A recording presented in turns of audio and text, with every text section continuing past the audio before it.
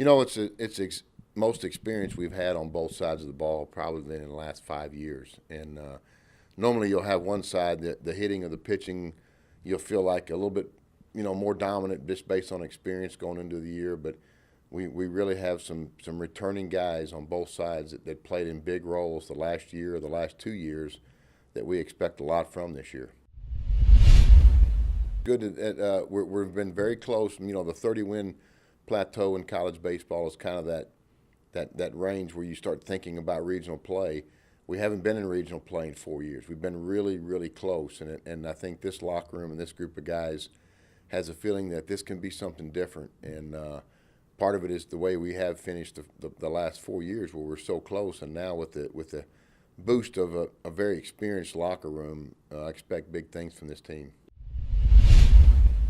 Very similar to what's going on in basketball and football. It can be anybody's league. I don't think there's a dominant group in it. I think the most returning dominance may be with Houston, with the number of guys they've got on the preseason watch list and how they finished. They were a few outs away from Omaha last year, winning a super regional.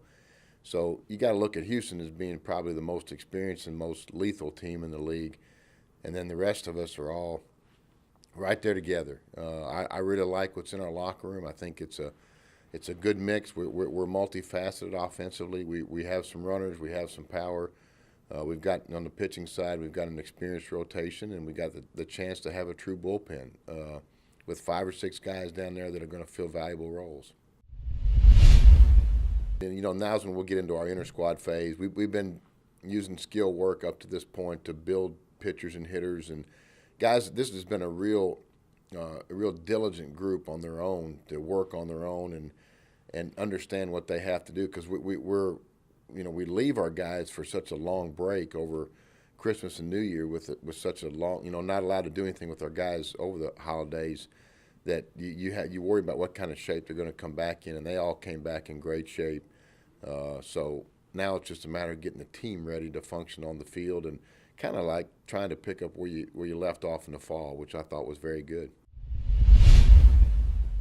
Pack as many inter-squads as we can into days we can get on the field, with the weather that we're experiencing. We'll look at a lot of guys in short spurts with the thoughts of building some pitch counts as we go. Early in the year, you normally have to piece it together quite a bit, a little bit at a time. But I think we've got the senior leadership on this team to do something special.